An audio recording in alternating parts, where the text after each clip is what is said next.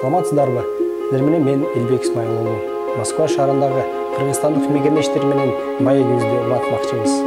Эмгек мигранттар эч ойлобогон, оюна келбеген кесиптер менен иштешке аргасыз болушат.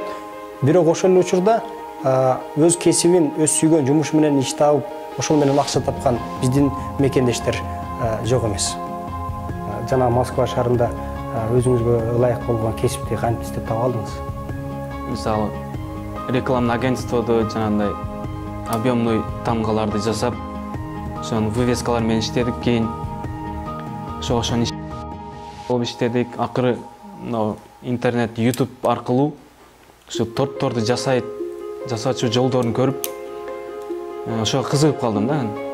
Өзүм академия бүткөнгө байланыштуу бир аз скульптура, ушул эстелик жасоо жагынан кичине шык бар болгондуктан ошол жагына кызыктым.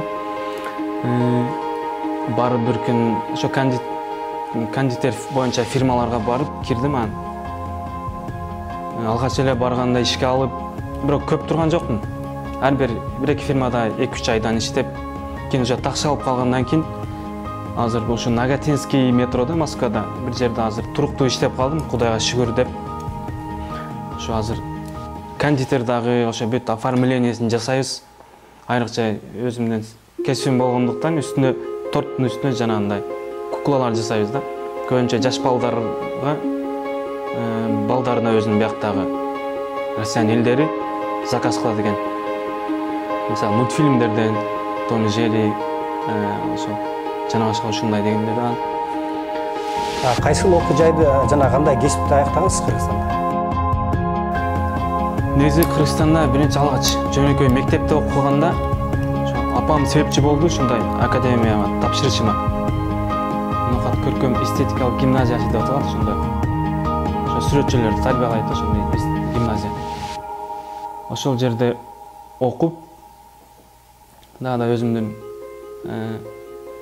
өнөрүмдү дагы да арбындаттым десе болот. Ошо агайларыма рахмат айтам.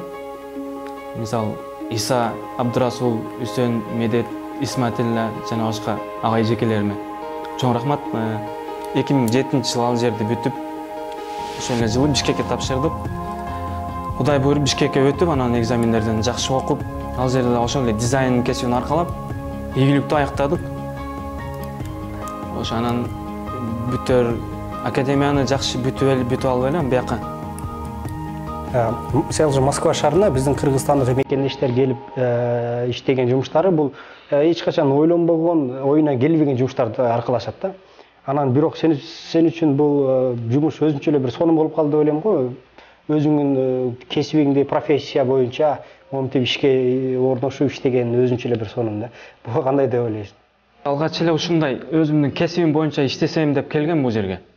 Биринчи ирет эле ушул ишке ашкан жок, анан жана айткандай эле ар кандай жумушта иштеп жүрүп, анан аракет кылып, талпынып жүрүп жетсем экен деп акыры иштеп, ошо дизайн боюнча дагы иштедик.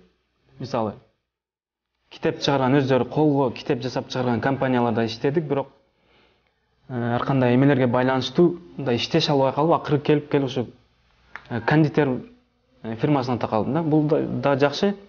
Өзүм каалаган эле жумуш иштесем болот буну дагычы. Ошо скульптура жасап, өз моюмдагыдай ишти жасап атам, эми Кудай буйругандай болуп атат да бул жагы.